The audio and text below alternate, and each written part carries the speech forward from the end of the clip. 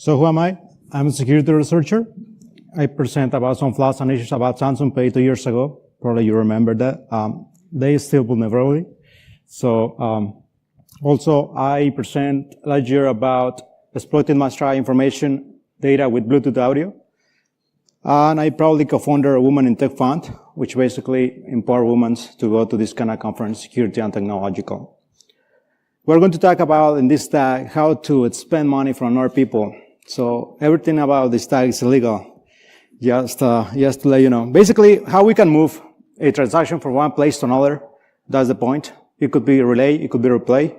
In this example, I'm making a small relay locally with a Raspberry Pi, moving a Samsung Pay transaction from the mobile device to another device, which basically behaves as POS. So the idea of this tag is going to relay everything related to this kind of environment.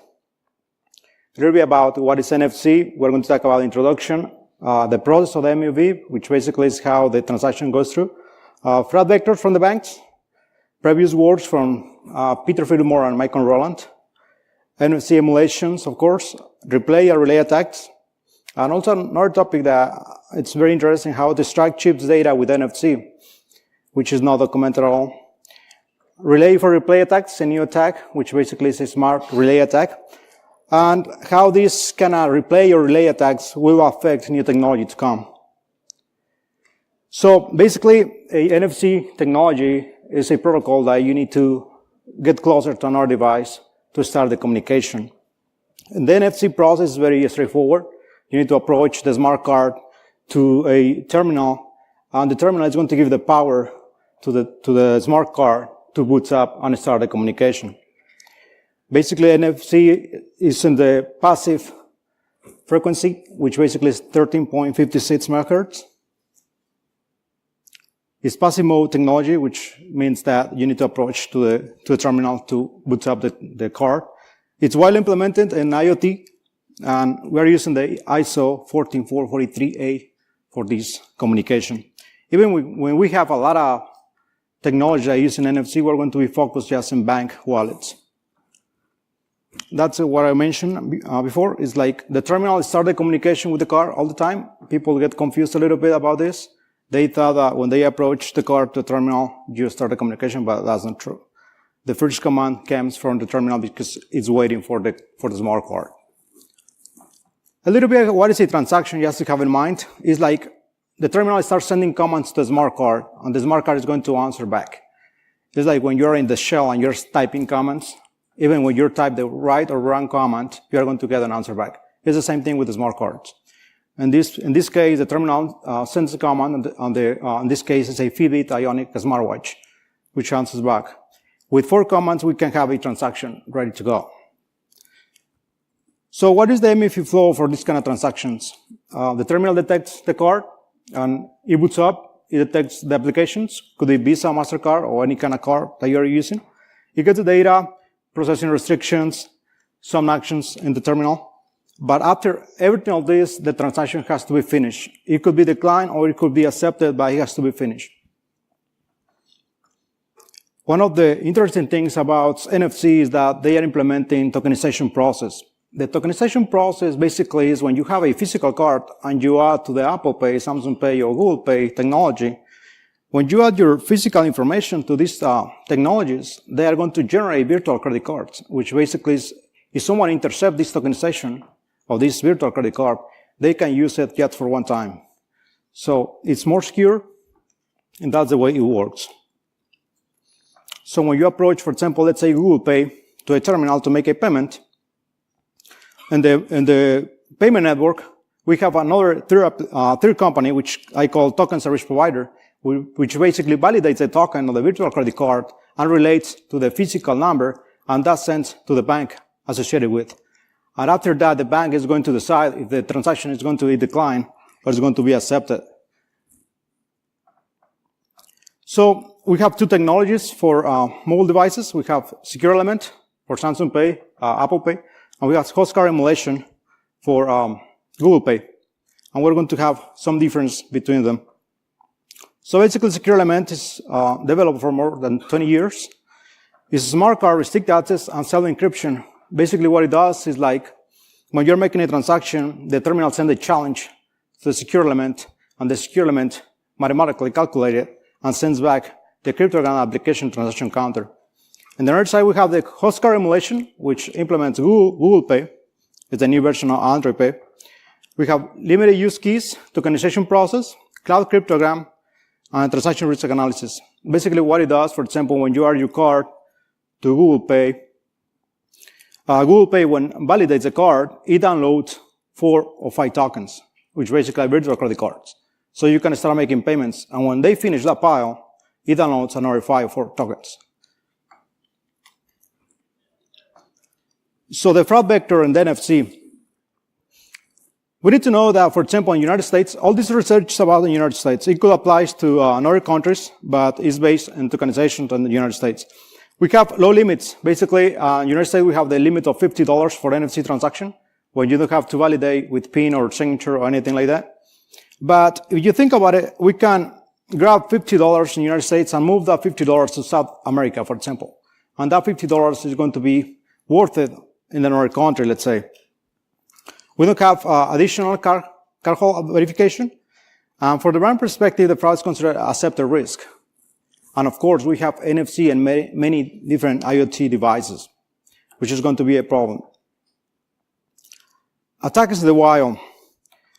We noticed that some guy was in the subway with a mobile POS trying to get close to people and try to make transactions offline.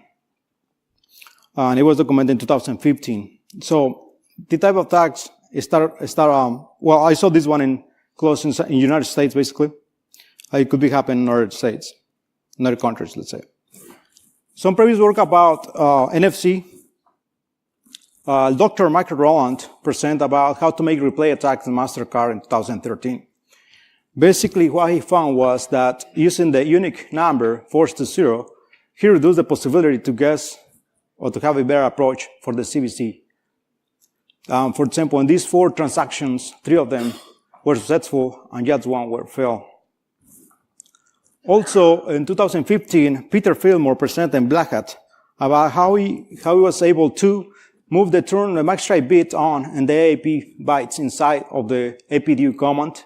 To move them, what he does basically was that when you have a level security on the NFC, when you reduce this bit, you tell the terminal to load the security in the transaction just to validate as magstripe information.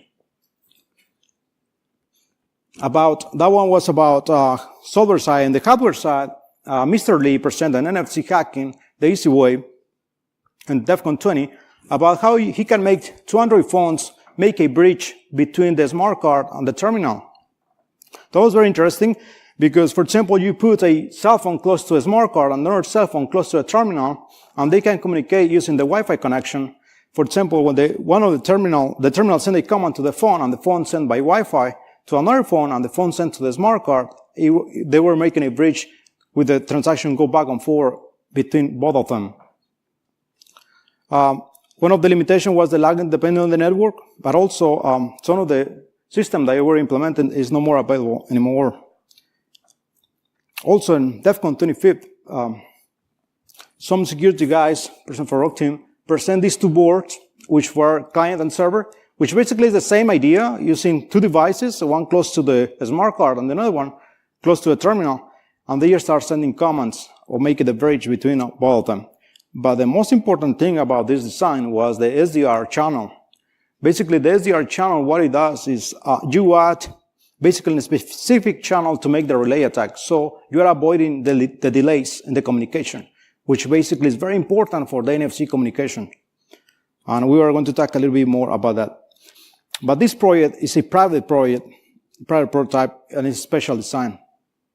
When I noticed, this one is a 2.4 gigahertz SDR, which basically is for distance, but not to go in through the walls, let's say, for example.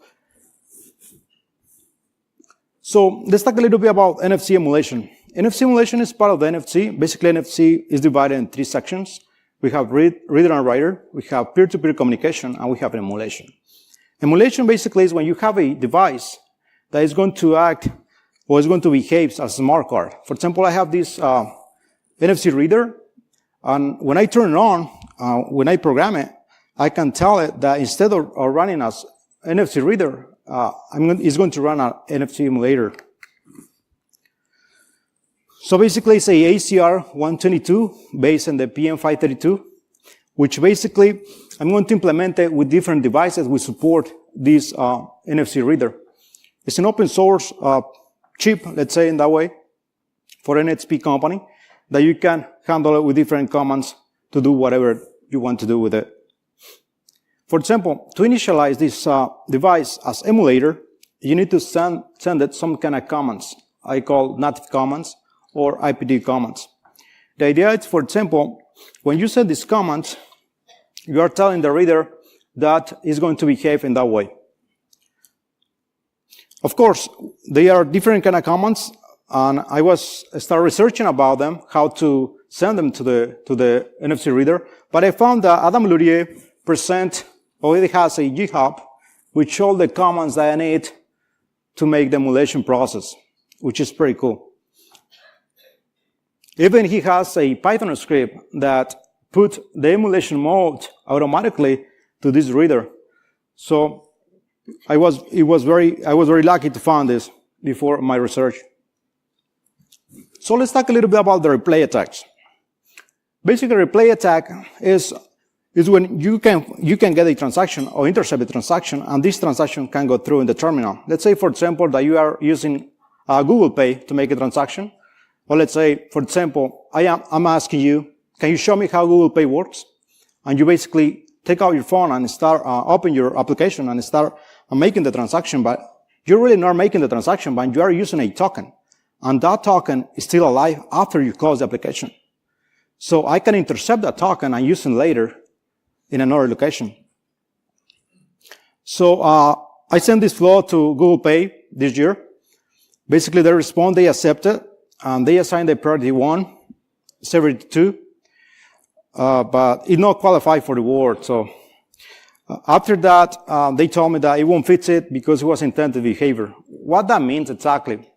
Intended behavior means that the payment systems works in that way. I mean, that kind of flexibility in the system could lead to make vulnerabilities in the payments. And it's already publicly reported about it. So basically, what I'm going to do here, I have a pocket chip connected to the ACR122. I have a Google Pay. What I'm going to do is I'm going to put the NFC reader and first it's going to be a reader mode, which basically is going to read the token for Google Pay. So I'm going to intercept the token. I got the token, and after that, the same code is going to turn this ACR122 into emulation mode to make the replay attack. So basically, I'm using the square to make the transaction, and now it's validating the transaction, and the transaction goes through. So I got a notification in Google Pay that I make a transaction with Google Pay by basically I'm using another device to make the transaction, which is this one, $1.01. So the question here is, people tell me, but we're talking about $50. What's the problem exactly? The problem is that you not only are restricted to get one token. That's the main problem. The problem is that you can get more tokens than that. So, for example, I can make it a program that starts intercepting tokens from Google Pay. I mean, these tokens are going to be alive for about, 24 hours. Who say that? 24 hours approximately. So every token is different. You can see the IDs of the tokens. So let's say, for example, if I do this kind of attack, I can get these tokens and make replay attacks for $50 in each one. This NFCopy project could be with different kind of hardware. This one is a PM532, different one than the ACR122 that I show you, using an Arduino. Even you can use an external antenna to do that. This one is a Raspberry Pi connected to a $5 PM532 that could do the same thing. I mean, it depends of the malicious user how to interact with it. But I decided to make this kind of project. It's a Raspberry Pi Zero with ACR122. It's a LiPo, 3.7 volts, and a zero LiPo booster, which basically what it does is move the 3.7 volts to 5 volts. Basically, it's this kind of project. So we have a portable device. We have a reader and emulator simultaneously. We have Wi-Fi connectivity, and it's customizable. So let's try to play demo making a transaction. Basically, I have a Google Pay, and I'm going to run it as reader initially. And I'm going to intercept the token of Google Pay. After I intercept the token, I'm going to try to make a transaction using the same device. It's pretty cool, huh? Probably I'm going to design a better version of it. But basically, you need to think about these kind of tokens that are pre-validate them using the cloud cryptograms. That's why they can go through this kind of transactions. So after I got the transaction, I got the notification in Google Pay that I'm making a transaction with Google Pay, but I was using NFCopy Project. So the relay attacks. Basically, relay attacks is a more difficult feature, but we have the same idea. We need two devices. That is, one is close to the smart card, and another one is close to the terminal, a point of sale system. The idea is to have a fast device that could do that very quickly. If we think about the scenario, we have 10 centimeters in real world, how you can make a transaction. But the idea is how we can expand these 10 centimeters to hundreds of meters or kilometers. We have some inconvenience. We have some delays and timeouts in the NFC protocol, which basically each transaction has to be done in 500 milliseconds. But there is no restriction in the terminals to tell them that they need to stop the transaction if it takes longer. What that means is, like, for example, I can make transactions for 5 or 4.5 seconds without any problems. So this gives us chance to make relay attacks to the NFC protocol. So I designed this project I call Centinelas, which basically is a Raspberry Pi with all the same hardware from the NFCopy project, but I add the CC1101 transceiver. What it does basically, why don't you choose the 2.4 gigahertz transceiver? Because this one is cheaper, and it has different frequencies that I can work with it. We have low frequencies if I want to go through the walls, or high frequencies if I want distance for the relay. Also, we have different modulations. I'm using the default GSK, and it's very cheap, $5 on eBay. So basically, it's very straightforward connection. You can connect directly to the SPI protocol and the Raspberry Pi GPU, and you have two dependencies to turn on. We designed a small board so you can plug in the top of the GPU and connect the CC1101. Another limitation in the library of this prototype is that you can only send 60 bytes per packet. So, for example, if we have a APDU with 200 in length, we need to make chunks of this command. The idea of this is that the another node needs to know how many chunks are in the packet, and after it receives all the chunks, it can run the command in the terminal or in the NFC reader.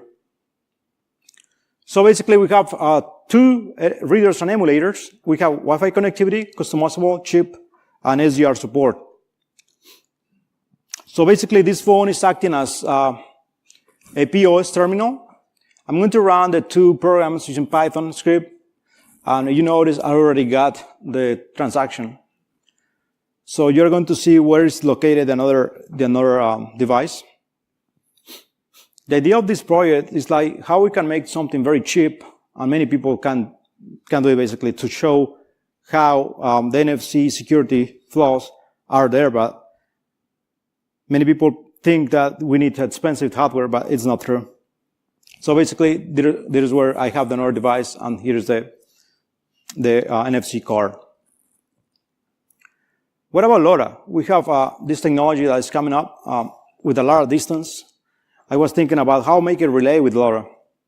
So basically I have this device using a Heltec board, which basically you have LoRa, Bluetooth, and another stuff inside the board. And this is the device, and I am on the other side of the building.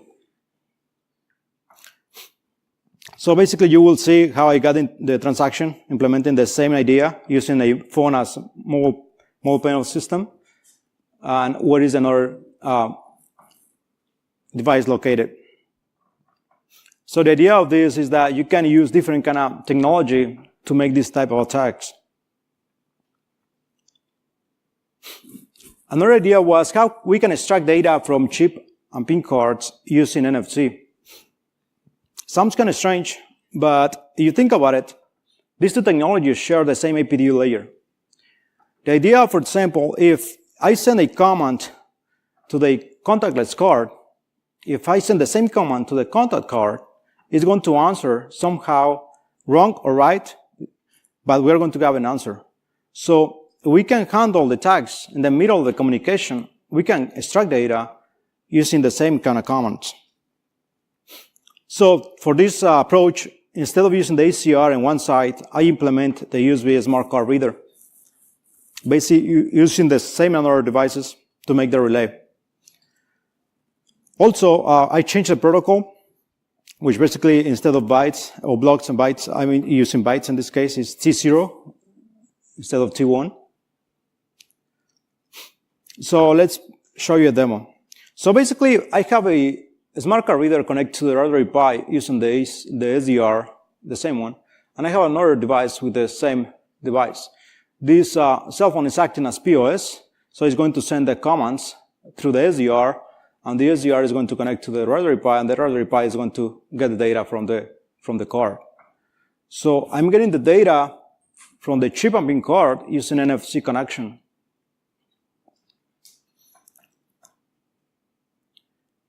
Please don't use my numbers. No, it's already expired. So let's talk a little bit about relay for replay. Relay for replay, I call it a smart relay. So the idea of this smart relay is how we can attack this kind of transaction when they are for secure elements. They call the more secure transactions in the mobile devices. So let's understand a little bit what happens here. In the first line, the terminal asks you what kind of technology is implementing. The Fitbit Ionic said, I'm using a Visa card. And the POS said, select the Visa card to see what kind of information it has. And after that, the POS sent the challenge. And the Fitbit responds with a cryptogram and the transaction, application transaction counter. And when it validates the cryptogram and the application transaction counter, the terminal sent to update the application transaction counter for the next time. So what happens if I intercept a transaction from the secure element and I save it and I try to replay it? Basically, when I'm replaying it, the terminal is going to send me the challenge. And if I send the saved cryptogram that I already saved in my previous device, the POS is going to decline the transaction because it's not going to match. So let's think about it a little bit. When you add your card to the secure element, basically all the fields are going to be static for almost all the time. The only thing that is changing basically is the application transaction counter and the cryptogram. So if I can save a previous transaction and I make a relay, the only 20 bytes I need to send back and forward are the application transaction counter and the cryptogram. So I'm saving a lot of time in the relay attack. Let's say, for example, I have this saved previous transaction. And the only thing that I'm waiting for it is the application transaction counter and the cryptogram. So when the point of sale system asks me what kind of card you have, the first computer answers back because I already saved it. And the POS, until the POS sends the challenge, and that moment is when the first computer connects to the second computer, which is connected to the mobile device, and asks for the cryptogram, or the challenge in this case. and this device is going to answer back, and that challenge goes back to the MPOS or the POS. And after that, you can have a lot of time to handle the commands. In this case, the relay attack. So you can improve the relay attack for about 2 or 3 seconds, which is pretty cool. And also, this one gives you that you can have more distance for the relay attack. So basically, I have a previous state transaction from the smartwatch, which is Fitbit Ionic. And basically what I'm going to do is I'm just going to send the challenge, or get the challenge for the Fitbit Ionic, and it's going to send back that challenge, which basically in the middle there, and the transaction is approved. So the idea basically is that if you make a relay using a previous safe transaction, you can improve a lot your relay attacks. I mean, the malicious users. After all, you can use this kind of technique to get a transaction. The guy is there, and there you go. Simplest way to do it, but it's very, very. So, new technology. Basically, in the new technology, we have the smart cards. And they are implementing NFC to get into the cards, or to turn on the cards, so basically to do many things inside of the card. And we analyze the 3220 board, which basically is in the card. They are implementing NFC too. The question here is, if this kind of technology is going to have this kind of flaws. Because even when we have some security measures inside of the NFC protocol, like timestamp formats and things like that, we are not implemented at all. So new attack vectors. What about NFC and the web browsers? If you think about it, we don't have any library or support for the NFC and web browsers, because it's very difficult. The idea of this library, Web USB, is to be able to connect a NFC reader like this to the USB of the computer, and you can control it using the web browser. But many people is approaching incorrectly to solve this problem. For example, in Chrome, we have a experimental web platform features that you can enable to basically turn on the USB capability to connect directly from the Chrome to the USB devices. But many people start connecting, for example, this device directly to the computer and start trying to interact with it using the web browser. But it's very difficult because we don't have the manuals, we don't have all the information inside of the Chrome, how it handles. But what this library has is that you can control Arduinos from the web browser. That means, I'm thinking about it, if I can control Arduinos, I can connect a board to Arduino for NFC, and I can do all the stuff for NFC technology. It's very straightforward. You have basically HTML file with a serial, which basically is how you're going to connect to the device. And you tell which kind of products you're going to be allowed to connect to it. In this case, Arduinos. Why Arduinos? Basically, some Arduinos because you can have full control of the USB stack. That's the idea. In the Arduino side, you have a serial and they call a shell, a little bit. Like a shell, when you can send commands from the web browser, and the Arduino is going to run that kind of code. So the idea, for example, is I have connected an Arduino, and it's going to act as a card. So basically, I'm sending a command from the web browser to the USB, and it's going to act as to make kind of a transaction with it. Some of the countermeasures that we can use for this type of attacks is a distance boundary protocols. These kind of protocols is very difficult to implement, even in mobile devices, because the mobile device can run many different applications that could take a lot of time, and it's going to be difficult to see what's the timing between the transaction. But also we have timestamp formats inside of the NFC protocol that could be applicable, but it's very difficult to do it also. Also, another thing is that we can use an encryption in the NFC protocol that we are not implemented. Even if we can use, for example, the Felica NFC technology, that will be better because the Felica by default is encrypted. So some conclusion of this talk. An attacker doesn't need any specialized hardware to make fraudulent transactions. Even a mobile device could be used to intercept a transaction and to notice about the transaction, and after that, replay it. Also, if the companies keep doing this kind of stuff, like in their products and designing, we are going to have the same flaws in the future. Please, do you have any questions? Yes?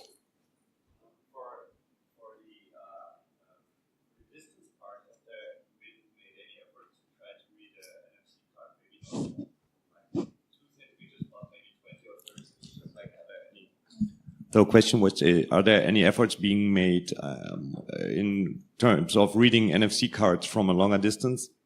Yes. In the Arsenal this year, in Black Hat, they present a device that basically is a big antenna connected to a NFC reader. It was running around 20 centimeters. But they are different projects out there. They are working on them. Thanks. Yes.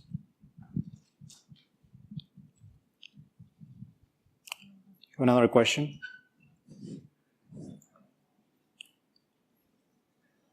No questions? Questions off stage then. Okay. Thank you very much, Salvador. Thank you.